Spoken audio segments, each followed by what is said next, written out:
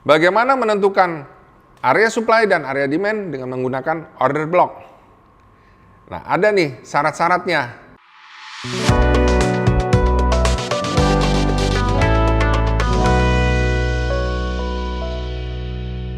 Nah, biasanya kalau kita lihat di sini, ini adalah sebuah contoh dari order block ya, di mana kita menentukan area supply dan area demand ya pada sebelum kita melakukan trading. Pada area supply biasanya ya kita tentukan sell. Jadi ketika harga berbalik menyentuh area supply, kemudian harga turun, kita bisa tentukan sell. Kemudian pada area demand untuk kita menentukan posisi buy, beli ya. Nah, untuk menentukan area supply dan area demand yang dihasilkan dari order block ini, ya bagaimana caranya kita bahas berikutnya ini. Nah, apa itu order block? Apa itu order block? Order block adalah jejak area supply dan demand dari suatu institusi atau bank sentral. Ya, order block terjadi saat bank sentral atau institusi besar melakukan akumulasi order dalam jumlah yang sangat besar dan menyebabkan pergerakan besar. Ya, jadi pergerakan besar ini terjadi itu ketika apa? Ketika bank sentral atau institusi besar ya melakukan akumulasi order. Nah, hal ini dapat menjadi patokan untuk kita dalam menentukan order block. Ya, kita lihat ketika terjadi pergerakan besar, ini karena seller ataupun buyer yang tidak seimbang ya. Jadi maksudnya ini seller ya, pergerakan turun yang drastis ini karena sellernya lebih besar dari buyer. Demikian juga ini pergerakan kenceng naik ini karena buyernya lebih besar daripada seller ya. Nah, pergerakan impulsif ini atau pergerakan besar ini bisa kita jadikan patokan untuk menentukan order block ya sebelum pergerakan besar atau impulsif tersebut. Kita lihat contohnya ya untuk penetapan order block. Misalnya pergerakan harga bullish ya. Nah, pergerakan harga bullish itu dari turun kemudian naik. Candle bearish yang terakhir sebelum awal pergerakan impulsif atau pergerakan besar, inilah yang kita jadikan order block.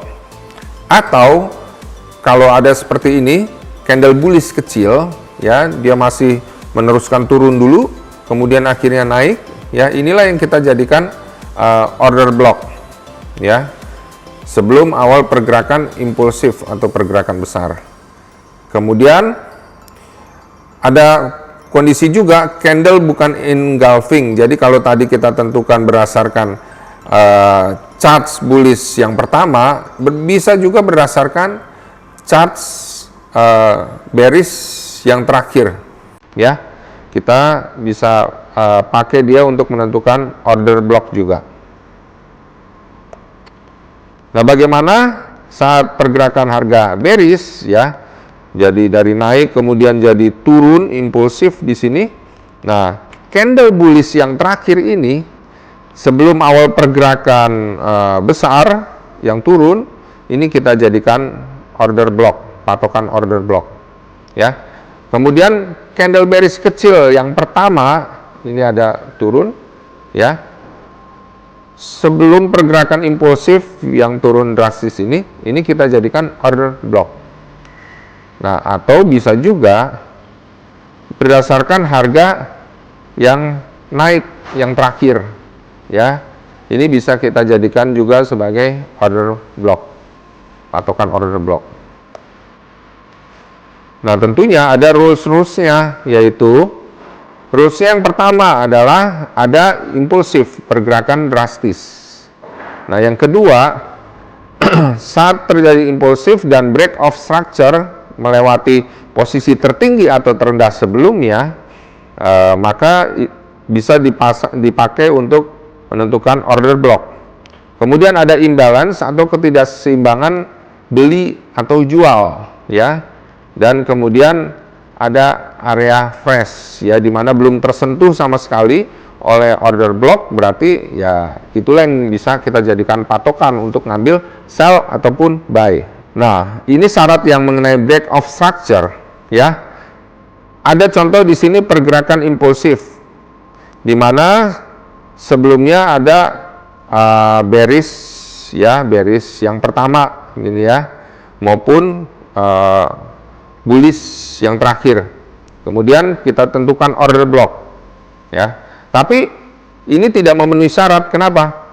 Karena tidak melewati posisi terendah sebelumnya atau key level structure ya, sehingga tidak cocok untuk kita pakai untuk menentukan order blocknya ya. Nah, ini imbalance ya. Kita bisa lihat harga naik drastis, kemudian terjadi koreksi nih sampai ke sini, kemudian naik lagi. Nah, itu berarti seimbang ya.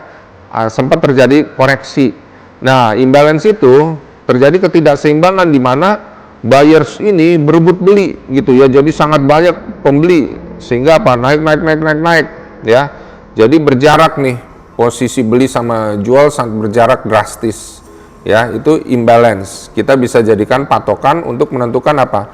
Order block di bawahnya berdasarkan grafik terakhir turun ini. Nah, area fresh maksudnya apa? Belum tersentuh sama sekali ketika kita menentukan order block ini ya, belum tersentuh grafik. Seandainya nih grafik yang ini semua yang sentuhan-sentuhan ini belum ada sama sekali, ini kan berarti nggak ada grafiknya ya. Itu bisa kita jadikan apa?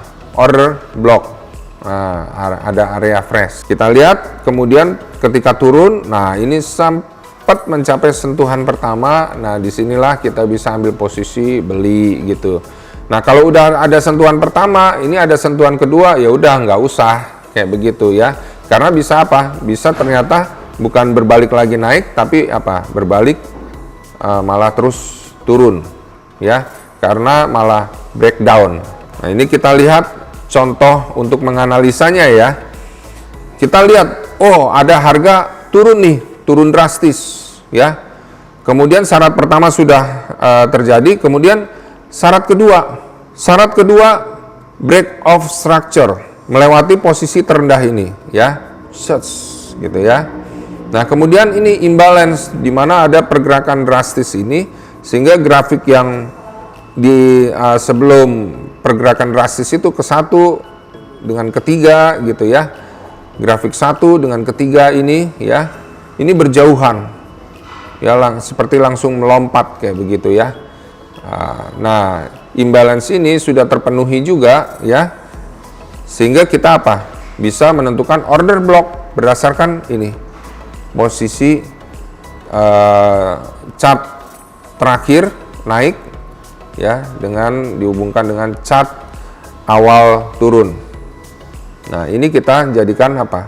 Supply order block ya. Dan akhirnya apa? Sempat naik. Nah, disinilah kita ambil posisi jual ya, dan kemudian turun kita dapat profitnya ya. Nah, kemudian ada lagi momen ya, dimana ternyata menembus posisi terendah yang sebelumnya ya, break of structure. Nah, kita lihat ada imbalance enggak ya, ternyata ada pergerakan drastis sebelumnya ya, sehingga ada imbalance atau ketidakseimbangan. Dan ini juga ada yang kedua, berarti cocok untuk kita pakai penentu order block ya, ada dua ini. Nah, kemudian akhirnya apa? Harga terus turun, kemudian berbalik di sini ya. Nah, berbalik di sini. Nah, karena ini sudah menyentuh di sini ya, bisa terjadi akhirnya malah terus gitu, malah berbalik terus naik gitu ya. Tidak apa-apa, tidak masalah, karena tidak sampai 100% ya mengenai penentuan order block ini 100% benar gitu ya. Terkadang juga bisa salah, tapi berdasarkan supply order block yang ini, akhirnya apa? Kita bisa dapat posisi sell. Nah, ini juga posisi sell seperti itu, ya. Nah, bagaimana penerapannya di MetaTrader? Kita bisa lihat. Kita kasih contoh ini. Ada pergerakan di mana kita bisa lihat bahwa terjadi break of structure ya di sini. Kita bisa lihat nih melewati posisi tertinggi ini, ya. Ada pergerakan impulsif kenceng, ya. Nah, kemudian di sini ada posisi terendah yang posisi grafik turun yang terakhir, ya. Kita bisa pakai ini sebagai patokan, ya, untuk menentukan order block. Insert object, kemudian kita pilih shape rectangle, ya. Berdasarkan posisi candle terakhir turun ini, kemudian kita tarik, ya. Nah, ke sini ya. Jadi sudah melewati break of structure, melewati posisi tertinggi ini, kemudian kita lihat pergerakan impulsif, ya. Nah, kita bisa tentukan order block, ya. Nah, di sini harga berbalik, sempat turun, ya. Nah, disinilah kita bisa ambil posisi buy ya, udah nyentuh nih, ambil posisi buy dan harga akhirnya bergerak naik.